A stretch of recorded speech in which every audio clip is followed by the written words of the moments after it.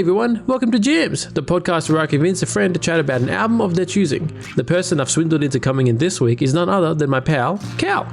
Cal and I chat about one of the most influential bands in regards to genre bending and sampling, the Avalanches, more specifically their 2016 album, Wildflower. We get into Cal's love for the album, how this album took 16 years to complete, along with some top tier comedy, you know, the good stuff. Anyway, let's cut to myself and Cal talking about Wildflower. Cool. All right. How you going, man? I'm good. Thank you for having me on. That's all right. Thank you. You're my fourth guest on Jams. A great honour to be here. That's what in, say. In the big smoke. The big You know, just a country boy keen to be here.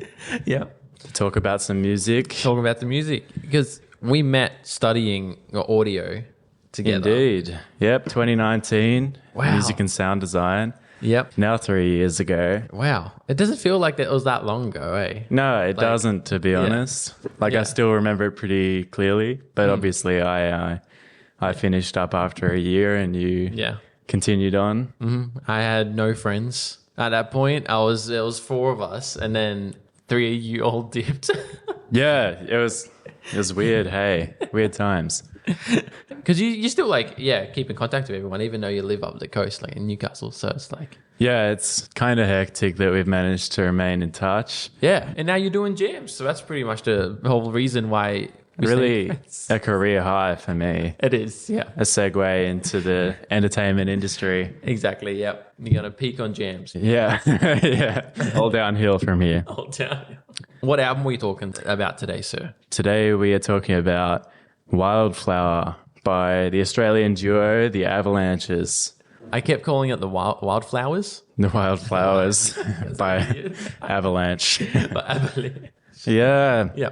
No, it's an interesting one. I feel like they're at the same time really well known and very niche. It's hard to pick. Yeah. Big on Triple J still. Are they still getting played a lot? Still getting played a fair bit. The new album came out last year or the year before, I'm not sure. Yeah. And you were saying that you're not the biggest fan of that one, at least.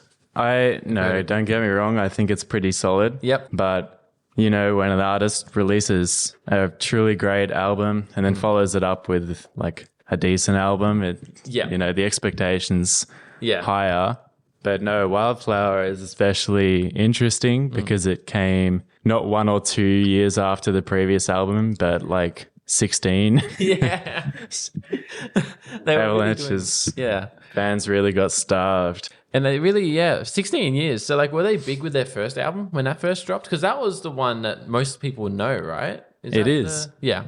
Yeah, no. Since I Left You came out 2000, the year I was born. I know, I'm a baby. So, obviously, I wasn't listening to music right out of the womb, but it was pretty popular. Like, novel and great songs on it. It was made from solely 2,000 or 3,000 samples. And most of these samples just came from crate digging because the duo that is the Avalanches, they're from Melbourne and just got a whole bunch of crate digging done. They were just record collectors and sampled all this super obscure stuff that they just repurposed. Yeah. And so songs like Frontier Psychiatrist got really popular. Like it got a lot of attention on Australian airwaves, a bit overseas. Yeah. Anyway, but for Wildflower, the first song they recorded apparently was in the year 2000. Oh, wow. Saturday Night Inside Out, recorded just after they released the first album, and then it only made it onto an album 16 years later. So why do you think they took such a big gap between those albums? I heard somewhere they actually spent the whole time just making that album. Oh, wow, really? They toured for 3 years until 2003. Yeah. And then just collaborated with like dozens and dozens of artists across the world. Yep. And I don't know, I think one of the members had like a health drama as well. So, right. You know, there are a few hiccups. Yeah. The Avalanches record music in this weird genre that some people call plunderphonics, which is sample-heavy music. And the biggest problem is like clearing samples. Yeah, definitely. Because if you're going to sample something else and sell it commercially, you need the clearance to actually have that sample. Yeah. And how did they get away with it? Like, On Since I Left You, especially, because that was complete samples. It's Like, completely samples, and Wildflower's about the same number of samples, oh, I is believe. it? I thought it was a lot less. I thought it was, less The than that. newer one is mostly just original instrumentation. Right. I read that the hardest sample to clear was Q High School, their choir singing a cover of the Beatles. What was it? The Beatles Come Together, and they had to get permission from Paul McCartney and Yoko Ono specifically. Oh my God. How did So- they end up getting that though? That's crazy. I have no idea. It sounded like a nightmare, just years clearing samples Yeah. to use. Do you think that would have cut into their profits on this album? Yeah, I'm pretty sure a lot of it came out of pocket. Like they were just making it as a passion project. They're both DJs, right? They're both members, DJs, yeah. so they both have this like really good knowledge of back catalog, obscure music. Yeah. But yeah, it took so long because the album is 21 tracks long, and it's kind of like a mixtape in that it was just picking bits and pieces from like almost 2 decades worth of work. Yeah.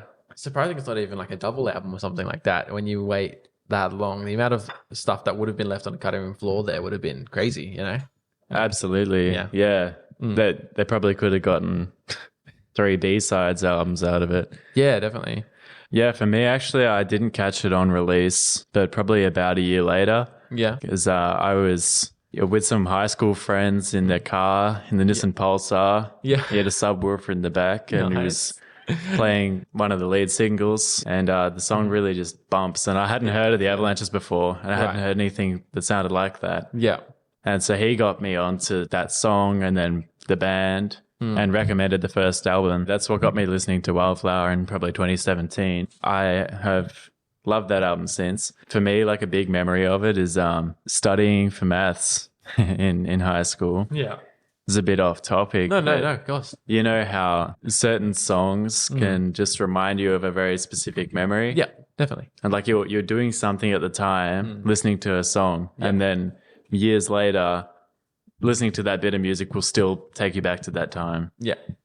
So for me, like I was at the National Folk Festival in Canberra Nice, yeah. in 2017. Yeah. And I was trying to study for my maths HSC or whatever it was. Yeah. Bit embarrassing. And I was set up in a family friend's dusty ass caravan. Yeah. Yeah, listening to the Avalanches. And so for me, the song If I Was a Folk Star really reminds me of that time. Right.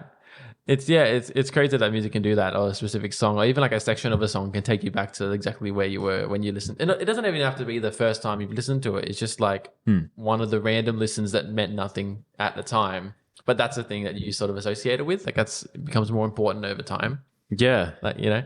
It doesn't even have to be like a crazy memory. It's not like skydiving or whatever. Yeah. Like I have certain songs that remind me of like putting the laundry out or something. Yeah, you know? yeah, Like, definitely. Or just driving around or being in a certain location. Like, yeah, it doesn't have to be a big thing. yeah, and just the headspace you're in at the time. Yeah. So would you say like this changed your music taste a lot? Or did you... Yeah. How old were you in? I was like 17. Because you're born in 2000. I keep forgetting that. Yeah, Very- indeed. I know. But yeah. And I think that's interesting is that I didn't realize how many other artists and bands were featured on the album Yeah. for a long time. Yeah, Because they don't list their features on the track titles. Yeah. Yeah. And, you know, song credits use the artist's real name. So I didn't even realize, apart from the recognizable ones, but Yeah. Wildflower is chock full of features. And it's that got me because same thing, like going into the album and like not knowing really much about it. And then I think, Frankie Sinatra, and so Danny Brown starts. I'm like, oh, Danny Brown's on this song. This is so great. Yeah. And then Doom appears Yep. and he spits a verse. I'm like, oh my God. Like, like on the train, it was just like such a cool experience because I haven't felt that excited listening to a piece of work in so long. Where it's like, I have no idea where this is going. Yeah. Or who's going to show up and do something. Like, Yeah, it's really random. And then you hear someone's voice on there. yeah. And because Frankie Sinatra is sampled from a Calypso song. Oh, is it? Yeah. I have the sample. Yeah. It's the Bobby Sox Ideal by King Houdini in this Calypso Parliament. Oh, Frankie Sinatra. And then there's a Danny Brown and an MF Doom verse. Yeah, the list keeps going. Toro y Moi, Kevin Parker of Tame Impala fame plays drums on the album. Oh, right. Biz Markie, the like 80s, 90s rapper. David Berman, ADD. Nick Cave, one of the band members from Nick Cave and the Bad Seeds. Wow, I didn't know that. All right.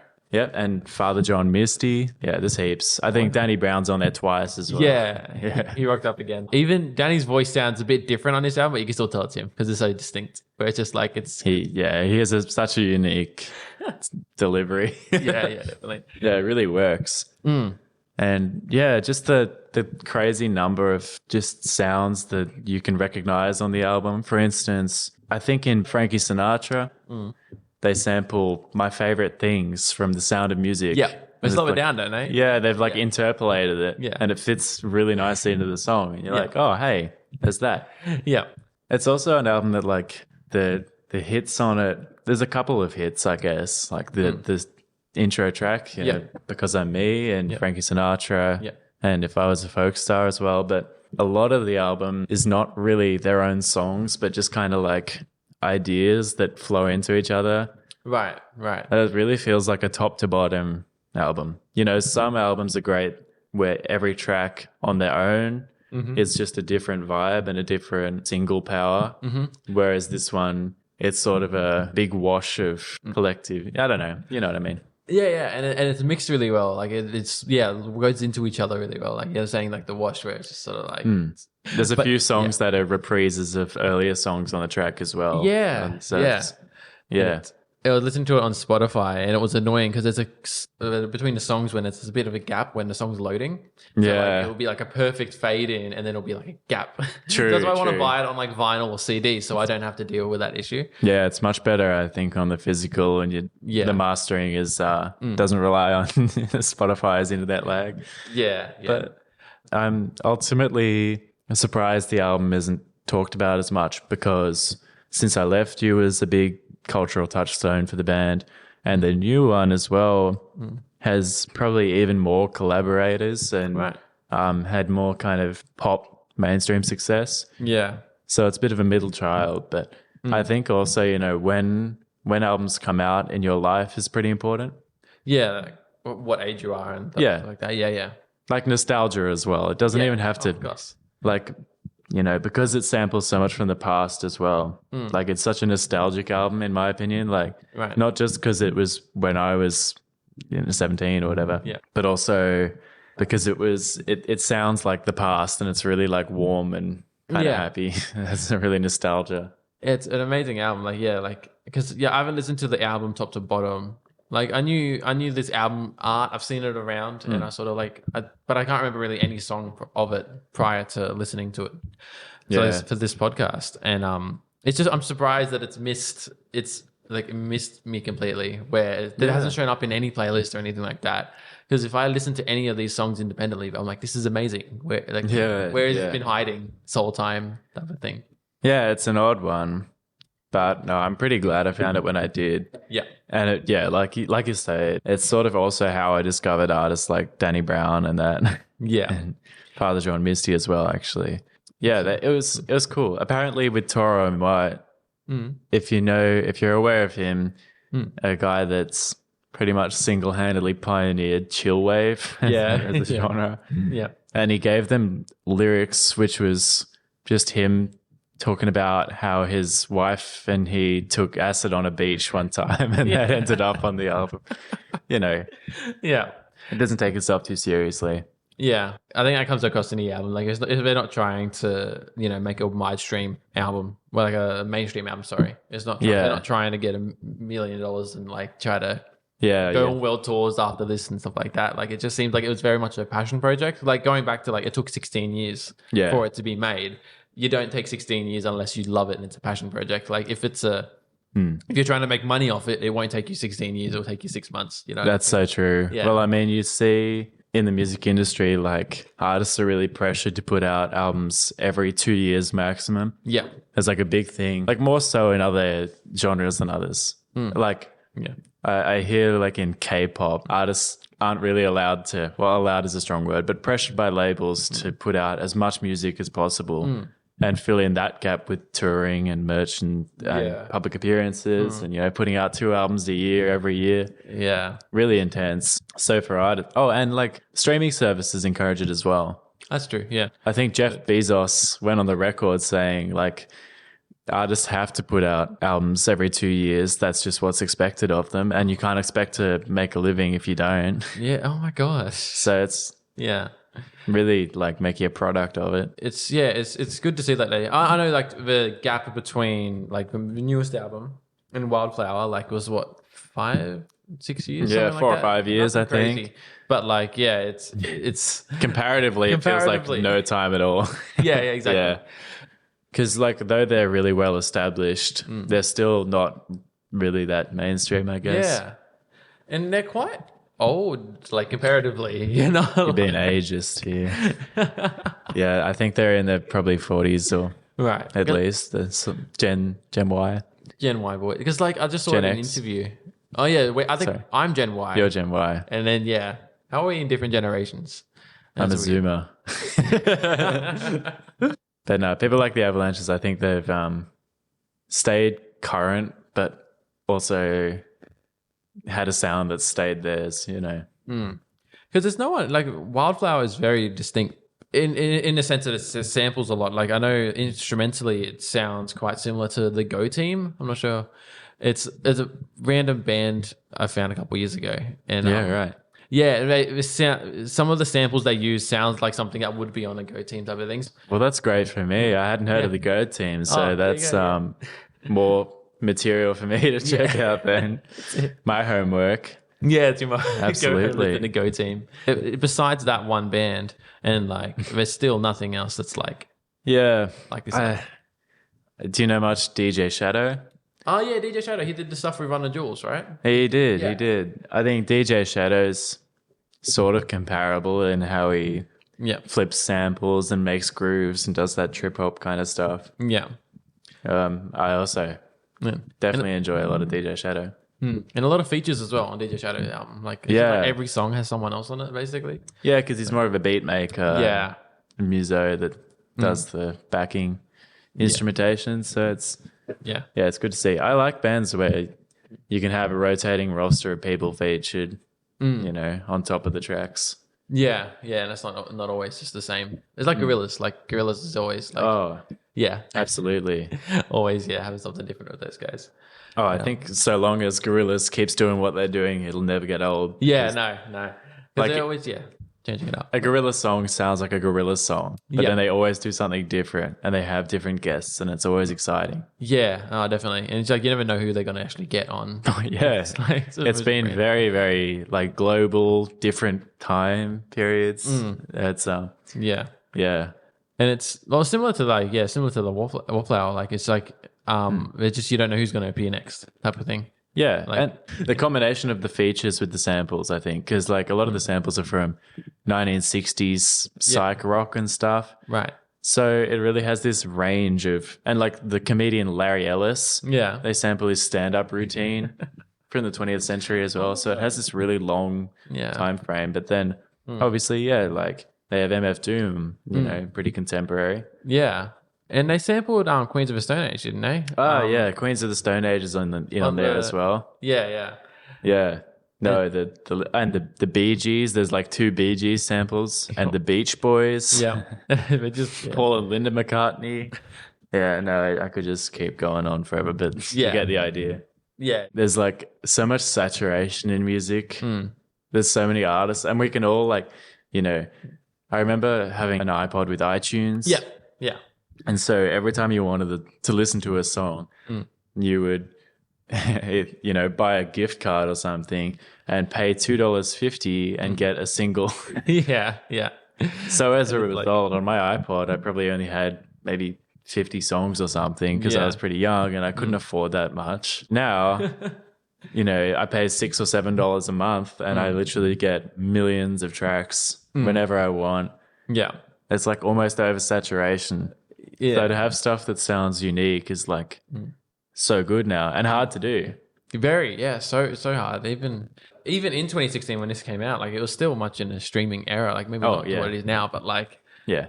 and it's just still sound distinct because everyone can make it. I can go and make a song right after this on my laptop and put it on Spotify. Yeah, exactly. It doesn't matter about the quality. And then so like, but finding something that's distinct and new and isn't just trying to copy another thing. Yeah, it's pretty hard. Like I could say, I want to go listen to some classic dad rock. Yeah. And there's like hundreds of bands that are doing the formula. Yeah, exactly. Or some trap music, There's heaps of good trap, obviously.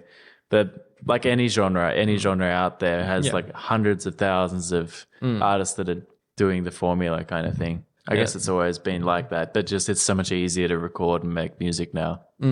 See, it's a double-edged sword because in a sense, like there's so many artists now, like the bedroom pop age that we're in right now, where it's like all these artists that Post Malone wouldn't be famous if it wasn't for the internet originally. You know what I mean? Justin Bieber, yeah. And it's like, it's on that side of a coin, like it's so good that really anyone can. You don't have to have like a record label. You don't have to go the old-fashioned way. But in saying that, the old-fashioned way, like when the new album came out, you would buy it for the one song and listen to the whole album. And then you enjoy the whole album a lot more. And there's not much else to listen to because you've paid for this one CD. Yeah. No, I actually do think the saturation of music is overall a good thing. Mm-hmm. Like you say, giving, buying $100 microphone and a cheap audio software and just uploading tracks, and it might be great stuff, and making music more accessible to everyone is excellent. I'm guilty of it myself. I used to be a massive fan of SoundCloud. Yeah. So, until I was like 18 or 19, I only used SoundCloud after the iTunes era, obviously. Yeah. And I thought that was good because I could listen to some random Eastern European 16-year-old producer that's done a remix, like there's some bootleg of some electronic song. And at the same time, I was uploading my own beats on there. Oh, really? Yeah. I hate to say it. There's so many self-reports in this podcast. I need to stop talking. It's embarrassing. I think so much about you. Yeah. It was good on the whole. Yeah, of course. Yeah. Do you have any beats up there now? And can you give me the link? I'm pretty sure they are still up there. The beats I made when I was like 15. Wow. Yeah. Just like kind of lost in this big soup of shit on SoundCloud. Big soup of shit on SoundCloud. I think Wildflower is so good in the sense that like, you can listen to it and you can enjoy the whole album so easily, even though there isn't like a, because it tend to be like a wall of sound at times where it's just like there's so much stuff going on and even just a clear melody at times, and you can just, but it still works and it feels like it shouldn't. It's like a collage. Yeah. It just works really well. Very easily be too messy to work. Yeah. But I think it pulls together pretty well. Yeah, definitely. Another reason I think I love the album so much and that it's stood the test of time so far is because like the mood of it is, I reckon, exactly halfway between happy and sad. Right. Yeah. Like there's tracks that are like the happiest songs out there. Like Because I'm Me, the starting track is such a feel good song. And then some of them are like kind of bittersweet. Like I think Coming Home, is it? Or there's a couple. The last one as well, Saturday Night Inside Out, are very bittersweet, kind of sad. Yeah. And so there's sort of a track and a vibe for every mood on there, Yeah. And I don't know, Call Me a Sucker. I really like those. Not exactly sad boy music, but melancholy in songs is just great when you feel that way, Yeah. No, exactly. Like you can't just listen to happy beats all day, every day. Yeah. Yeah. And Saturday Night Inside Out is also one of my all-time favorite songs for driving at night. Oh, yeah. Something about it. Yeah. Just hits very different when you're in the car at night. I wanted to listen to this album on my through the car speakers because I feel like I enjoy it's like similar to like when you have a vinyl going or something like that, like listening to it that aren't just on your little headphones or anything like that. Being in an area where there's like speakers playing it, like especially in a car, it feels so much better. Yeah. I don't know, like listening to an album would especially be like this, you would appreciate a lot more because you feel like you're in the middle of it. You feel like it's coming at you from all different ways. True. The mixing is really crazy on it, and it's listening to it with speakers is probably better to get the whole picture, I guess. Yeah, definitely. But I've already tried to buy the vinyl, as you know, today. Oh yeah, Record Store Day. Filming this on Record Store Day. That's it. That's it. We didn't actually. I got the Jack White record, but it wasn't really much this year. I had a depressingly 0 haul. Oh man, Missed out on the Techno Sucks compilation. You put it away as well. You put it back.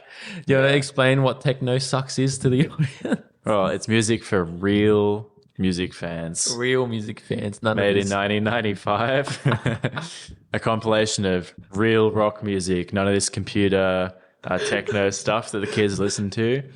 Only real bands like Weezer. Guns N' Roses. Yeah. AC/DC on there. Can't go wrong, man. A little Akadaka. Oh, I'm not hating on Akadaka. Oh, no, me neither. I love them. But like, just even Weezer.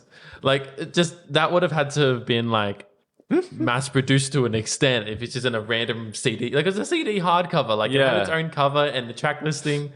I think, well, like, it makes me think of my dad, who to this day thinks of all digital or electronic music as techno, because it was a big thing in the 90s. Yeah. And how much people hate techno. Another week, another chance to remind you to listen to the official Jams playlist that has just been updated by this week's lovely guest Cal, featuring songs from the White Stripes, Tommy and JD Beck, TLC, and many more. The link for the playlist, along with all my other socials, can be found on my link tree at linktr.ee/jmansky. Alright, thank you for listening to my Jed talk. See what I did there? Jed talk? Yeah. Oh wait, where am I fade now? What the heck? Despite it being one of my favorite albums of all time, I still can't fully recall a big section of the middle tracks, like by name. Yeah. Because to me, I think of it as the first like 5 tracks are all just kind of bangers. Yeah. And then there's a middle act, which is like a soundscape kind of. There's some standout tracks like The Was It Of Is and all that. And then the last one as well, being my favorite, is kind of a third act on its own for me. So, you know, a lot of like albums divide their songs up in their track listing into certain acts or certain discs. Yeah, right. It doesn't do that, but it feels like it to me. It feels like it would, yeah. Yeah, I think it's just showing how like complex and sort of a replayability of it. I think, are you still finding new things in that album? Yeah. After listening to it 1,000,001 times, like... Yeah, absolutely. Yeah. I mean, even after looking at like, you know, doing a little bit of research, I know what I'm talking about roughly. Yeah. I didn't know Tame Impala's Kevin Parker was on it at all. Yeah, exactly. But he's there playing drums on it. I just found that out. Yeah. But, no.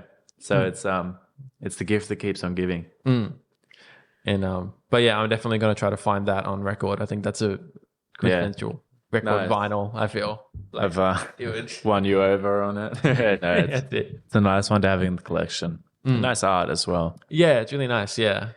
Like, I knew the art going into it. For some reason, I'm good at remembering artwork for albums, but like names, songs, no idea. But like I can remember artwork. So I remember seeing it around. So it's maybe you telling me about it. Maybe at uni. Maybe I mean, mentioning it. Probably. You're always mentioning good bands that I never actually end up listening to. Well, same to you. You've given me a lot of recommendations.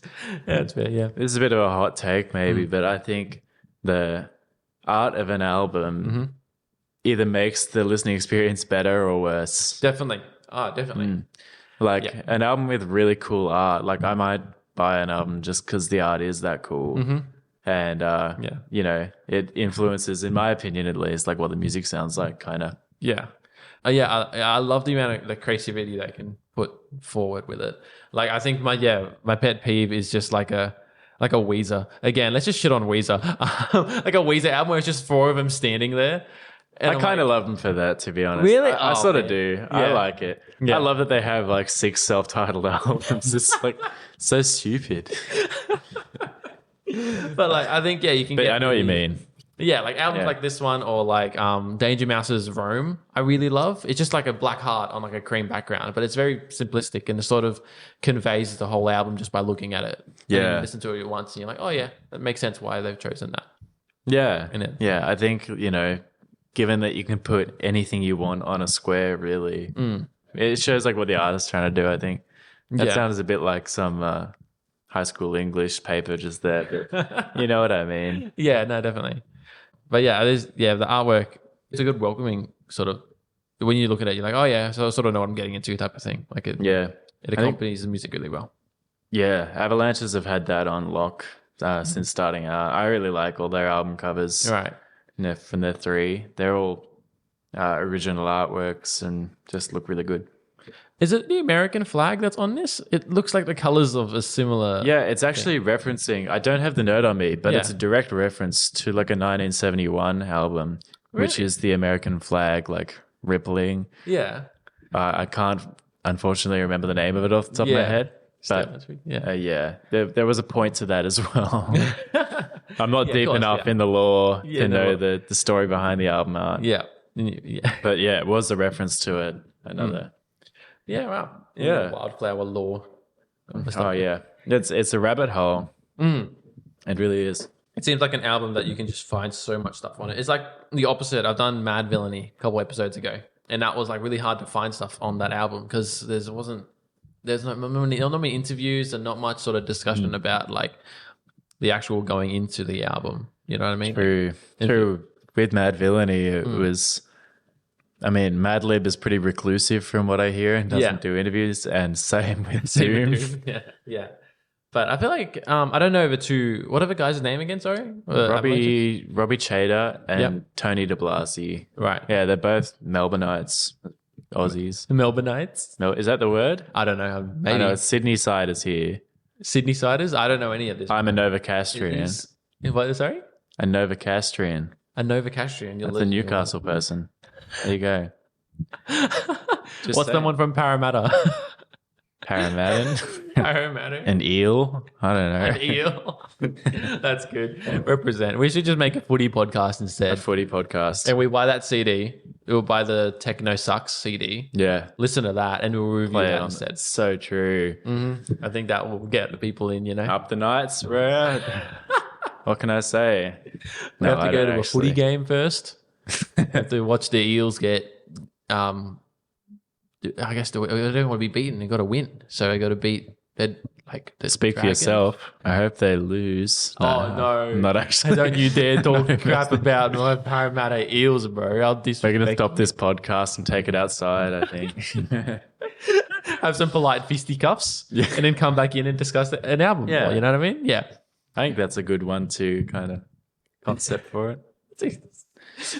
Bring my friend on, beat him up because they disrespect my favorite footy band. Have you seen chess boxing? No, I haven't. It's a sport where there's alternating rounds where they play a game of chess and then have a boxing match. What? That's real? It's real, yeah. Oh my God. There's actual chess boxing competitions. That's amazing. So you have to be good at chess and good at punching people. It's great. It's like on like the two separate sides of the coin right there, like completely different things. Yeah, I don't think too many people have that skill set. What's your secret skill set? I've just broken my back. I don't think I have any secret skills. Yeah, me neither. I got a really bad wrist. It clicks a lot. Is that a skill? Clicking your wrist? If someone says, "Hey, I bet you can't click your wrist," it's a party trick. It's a party trick. My ankles used to click every time I took a step anywhere. Wait, really? Yeah, when I walked anywhere. How did you fix that? It just kind of went away. It's always like double jointed people flexing that they're double jointed. Yeah, it's not as cool though. Not as cool though. No. Need to get some party tricks happening for next time. And then so on his audio podcast, you can show me your party trick, your physical party trick. I'm assuming. Sure, you'll have to imagine it. No. So with Wildflower, you're saying it's one of your favorite albums. Can you give it? Where is it in your top 5 or is it top 10? It's definitely my top 5 to be honest. I feel like it's hard to make a list of like ranked top albums. It very much because certain albums or projects or whatever mixtapes are there for you in certain times of your life. For instance, like there are albums that I would say were my favorite album for a long time. Yeah. Are they now? Not necessarily, but they were still there for me at that time. You know, like, and I was listening to that heaps at that time. Yeah. But no. Wildflower 100% has been there in the top 5. Yeah. You know, along with some OG Glass Animals, Kendrick Lamar, Radiohead, unfortunately. Are they making albums pretty quickly? Like, when does a Radiohead album come out? Like, yeah, they put one out in 2018. Did they? Which was amazing. Yeah. Yeah. I don't know. They've been going since like 91 or something and consistently put out an album every between 1 year and 5 years since then. Yeah. So some bands just keep going, hey. Yeah, that's like amazing. Like we're talking about the Chili's just earlier, the Red Hot Chili Peppers. Good idea. Just put out an album this year. Yeah. Still going strong, I guess. They took a while, surprisingly. For a band that makes a lot of music, they take their time making the album. But yeah, let's not get in the Chili Peppers. That's it. It's a dangerous path. Anyone who doesn't know me personally, I'm a chili hater. You're a chili hater. Yeah. Wow. We should have opened with this. We could have had that fight a lot earlier. You disrespect my team, disrespect my band. I like Under the Bridge. Everyone liked Under the Bridge, you bastard. True. I'll show you some B-sides, bro. That's where it is, the funky B-sides. Okay. That's some more homework, I guess. More homework, that's it. My goal is to make our top 5s the exact same. So you're going to have like 4 Chili Peppers album and like a Danger Mouse album. Is that your top 5 is what you would say? No. Genuinely, I don't know. I feel like it's a bit more diverse than that. But I say that and it's probably not. It's probably just Chili Peppers. Which of their albums is the best? That's a good question. I think The Getaway. I love The Getaway. The Danger Mouse produced the most recent. That's a hot take. There you go. Yeah, no, it just every song on that album was just brilliant. But I think Stadium Arcadium, that was the double album. That was when they were all sort of at their peak, with John. For sure. But yeah, it's a hard question. It's a very hard question. We'll come back for our top 5s. And then, yes, indeed. With a band like the Avalanches that puts out once every decade, it's a lot easier to rank their catalogue. Yeah. But it's all good. It's all good. I'm here for it. Where would you rate the catalogues? I'm guessing this will be first? For me, it's first. Yep. I would probably rank the debut album second. Yeah. And the new one third. But that's not to say that it's bad in any way.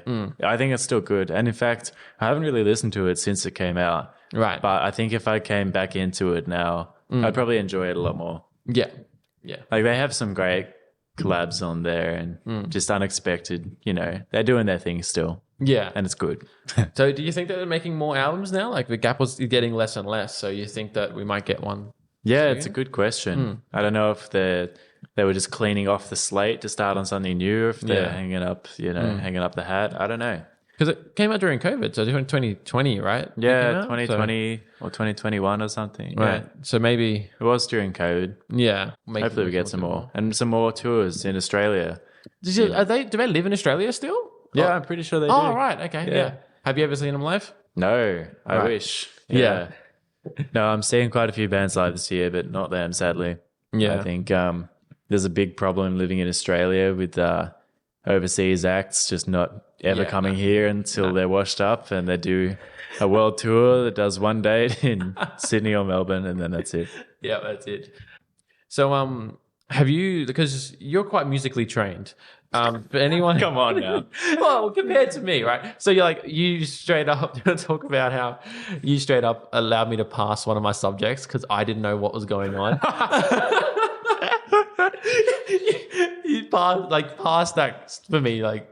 It made me feel like such a snob. No, the best way possible. Yeah. It wasn't like you came in and was like, hey, bro, you don't know what you're doing. Let me do it. I was like, can you help me, please? And you spent like a lot of time. Well, there was like one kind of theory subject that we had to do at some point, I think. It was, me and you and other mate, and we were just sitting there. It was like a really late in the afternoon in one of the labs on the computer, and I'm trying to write a song. And I don't know how to write a song. Oh, yeah. And that was so stressful. And then you would come around and be like, okay, so actually do this. Or like, this is in this key. I'm like, sure. Yeah, Don't worry, man. I struggled with that too, big time. I didn't go that well. Yeah. It was sort of fun, but very stressful. It was, yeah. Writing songs for an assignment is different to like writing a song because you feel like it. So you've never seen them live. I feel like, what about live shows like? Have you ever seen Pinal live? No, I haven't. I'm not sure. I haven't been, but I feel like I picture it to be kind of like a Pinal show. Oh, right. You know, Pinal are another coincidentally Australian duo of DJs. Yeah, yeah. Obviously, the sounds are different, but I think for a lot of Avalanche's catalog, it's probably pretty hard to play with live instrumentation. Things like drums, of course, you could do. There's lots of drums, there's lots of bass. Yeah. There's even guitars and stuff, but there's also a lot that's media that you wouldn't be able to really reproduce live, I think. Yeah, yeah. And like you were saying before that you were already sort of like going down a rabbit hole, getting out of your EDM phase, and then Okay, but no, I was not. I'm still in it. oh, okay, right. It's just changed. Yes. So anyway, is it not your number one genre anymore, but it's still there? yeah, I still listen to a fair bit of electronic music. I think there's a lot of good stuff out there. For instance, like, you know, people talk a lot of shit about Skrillex, and fair enough. It did make bro step. But if you pay attention to Skrillex in the year of our Lord 2022, he's doing a lot of different stuff now. He's doing heaps, and I think it's really good. Wish we could go back. You've got a time machine, bro. 2010 dubstep. It was kind of sick at the time. No, I think everyone is into it. Like Everyone was. Yeah. Like, I don't know. I feel like if it wasn't a stigma around it, a lot more people, like including myself, would still be a fan. True. A lot of genres just have stigma. That's the cringe barrier. The amount of stuff like I'm sure I can find an Ariana Grande song that I love, but I'm never gonna go and find it because it would be dug within albums that are full of songs that are poppy and I know like are in the mainstream type of thing, but I don't like them. The songs I just straight up don't like. Yeah. But I think because of the mainstream appeal maybe of it, I don't know, it would stop me from actually going and finding more music I like. Oh, really? Yeah, I'm like a hipster, but like not a good one. I'm like, I don't know about that. I mean, I think there's a lot of pop that's like a bit cookie cutter, but there's also so much pop that's like catchy and fun and just it's like sugar. Yeah, no, that's so a perfect good way of putting it. Yeah. And but I think a lot of the stuff is formulaic and it's like a lot of it is for sure. Yeah. Ariana Grande, I think, is like a jazz singer. Like she has crazy chops. Didn't she do a song with Stevie Wonder or something? Yeah, I think so. Yeah. She's done songs with like Thundercat, if you know. Oh, really? Yeah. No way. Wow. Yeah. She's got her toes in different circles. Right. Did you think that Avalanche just sort of like helped you sort of, because you know quite a lot of music, I feel, just casually talking to you about music, there's a lot of stuff that you seem to be amongst a lot of it in my bubble, but it's a pretty big bubble to be fair. Like at least, or maybe we're in the same bubble and it's so it maybe we're just an echo chamber right now. That's probably the case. But yeah. But yeah, so did you sort of feel like this album sort of like wanted you to go down that path? Because there's so many different influences and so many different samples and it's like so many different genre bending sort of sections in this album. Yeah. Do you think that sort of like opened you up to more music, or do you think you would have sort of been there either way? Yeah, no, definitely. I mean, looking back, I'm not really sure how I was able to have a musical diet of just one genre. Yeah. Well, I say one genre, like, you know, a series, of course, a bunch of subgenres. Yeah. Because like with music like the Avalanches, it shows you that there can be like a million different styles in one project.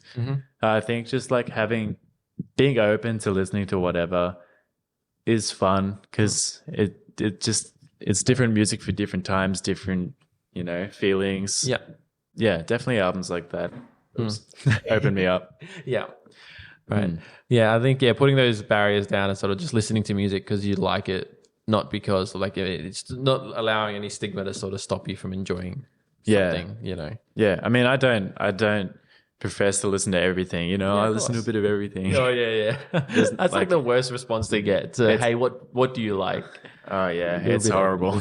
Because then you're not really focused on one thing, so you can't really, you know what I mean? Like, well, I know I can listen to everything. Yeah, exactly. I don't think I've ever listened to country. I never listened to like, you know, contemporary Christian music. I've never listened to blues. Like, there's so much that out there. Yeah.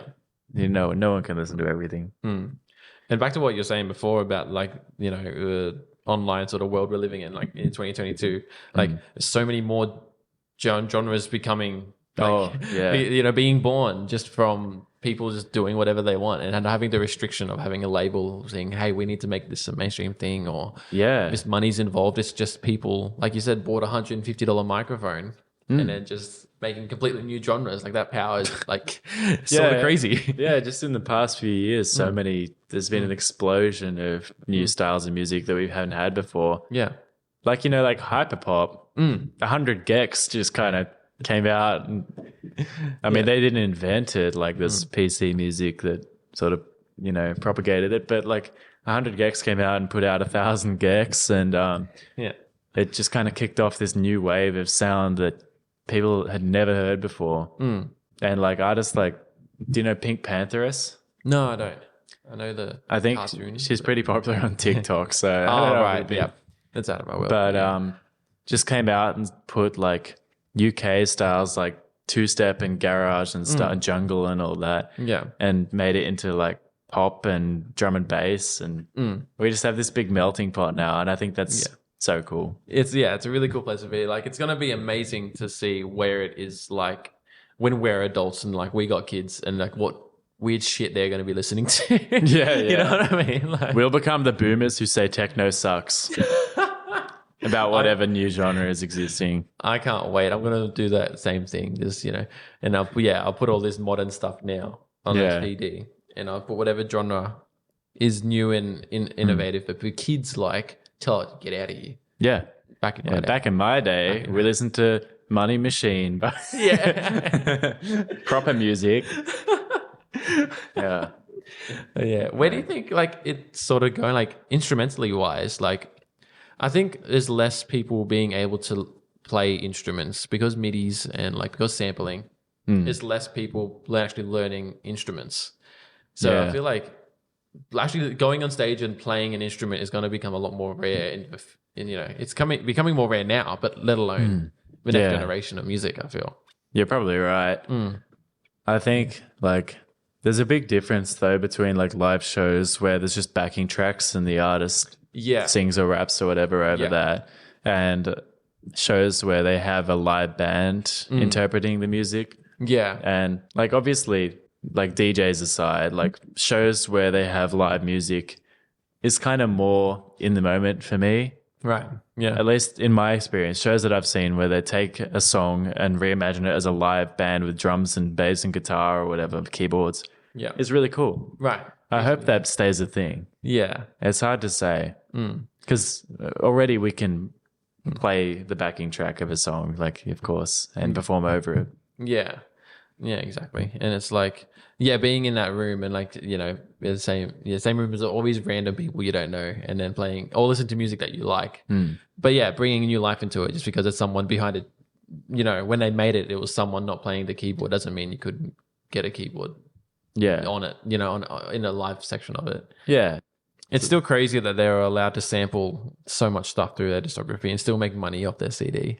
Like, the royalties are probably going all over the shop. I don't know. Hopefully they have because didn't they do the soundtrack for King Kong or something strange like that? Yeah, they did. Yeah. They did the soundtrack for King Kong. Yeah. So hopefully they got other incomes coming in that aren't just copywritten. Like, they've had a lot of setbacks apparently. They tried to make this like feature-length animated film. Really? And spent 3 years on it, and then their investor pulled out. Oh my God. They got it cancelled. that was like 3 years out of that 16 years. That's where that went. Wow, really? Yeah. They were going to make like soundtrack and theme this whole film. Yeah. And it sounded really sick. And then there was like the GFC or something, and they lost their funding. Yeah. Wow. So, Did any of the stuff go into Wildflower? I know that. Yeah, stuff from the movie and also stuff from the King Kong soundtrack ended up on there. Yeah. That's awesome. Because only a little bit of it that actually ended up getting used in the movie. Oh, right. Yeah, wow. So like that's why I said it's like a mixtape. They didn't just sample other works, but chopped up bits of their own projects that they found a home for. Yeah. Like the horse neigh that's really prominent in their biggest track, Frontier Psychiatrist, is also in Wildflower. Oh, yeah. Yeah, it's sort of hidden in there as like a reference. Right. So yeah, it's just from everywhere. And I don't know. I think the albums really says a lot about, the music in general right now, like we were talking about. Yeah. A very interesting time, but I don't think we would have been there maybe without the Avalanches to an extent. No, of course. I'm not saying they created modern music. Yeah. No, I'm saying like without them, it might not be exactly where we are in music. Like you're saying, that it could be pioneers in some sense, Yeah, for sure. I mean, they have their own genre out there, plunderphonics, and I'm sure there's plenty more artists doing it now. Yeah. Even like, it's got me thinking real quick. Yeah. Mashups. Oh my God, yeah. Like, not just parody people like Weird Al, but Lemon Demon. Right. Oh man, I can't remember his name. Yeah. There's a really prominent mashup artist that takes 2 songs and puts them together. Danger Mouse did it on the Grey album. Yeah. I think that's an influence as well, probably. In that same respect, I used to make mixtapes. Really? No, not because I used to get a song and just fade it into other songs, and that would be it. So it was like kind of DJing. Barely. And I remember getting a comment. I used to use like DJ Hero, the app or something, whatever it was called. And I remember getting a comment saying, "DJ Hero fail."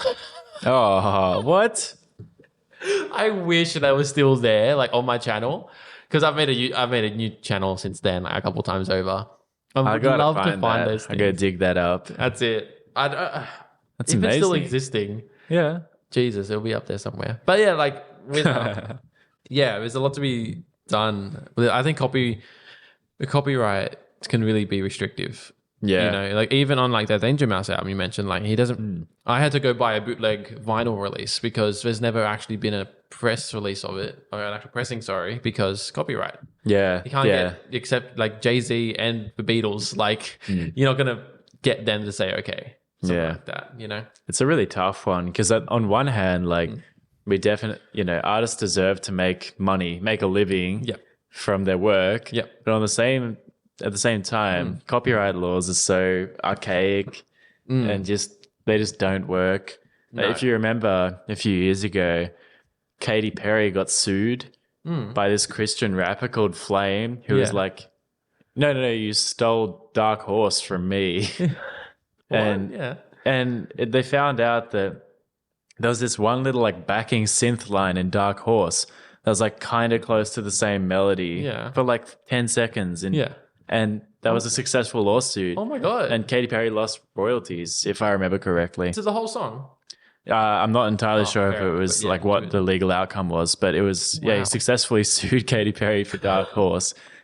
And it's like, well, at that point, everything is copying. Like, there's, we on a piano, there's 12 keys, there's only so many combinations of them. Yeah. It's a messed up industry. It really is, yeah. And but it's just crazy like stuff like Wildflower exists. It's really lucky that it does. 2016, because they managed not to rip off anything. 3,000 samples, and they don't. None of them are like just direct influences from one source. So I think that's really its strength. But to sum up, if you go into the album, I'd absolutely recommend it. I think the standout tracks are Subways, Because I'm Me, and Frankie Sinatra, the single. Singles. If I Was a Folk Star, and Saturday Night, Inside Out. I think those tracks are just like they're all amazing in their own way and have very, very specific vibes. But I'm definitely gonna. It's definitely gonna be an album that I listen to a lot more going forward. I'm very happy. So thank you for coming along today. Thanks for having me on to talk shit about your football team and your favorite band. Yep. I got some more. I got more where that came from. No. Find out what else I like. But no, thank you so much. I know it's a big thing to come out here and talk in front of a microphone for an hour and 20. We've been talking. It's pretty. It's cool. Yeah, I appreciate it, man. It's always good to hang out and always good to like pick your brain on music. Very interesting. Likewise to you. Absolutely. All right. Well, I will. Well, thank you everyone for listening to episode 4. I'm looking at Cal while doing this outro. It's not awkward at all. Just a nice eye contact while that's good. Having a bit of a stare. Sorry. All All right, I'm just gonna leave it there. All right, thank you, everybody. Thank All you. right. And thank you, sir, for being here.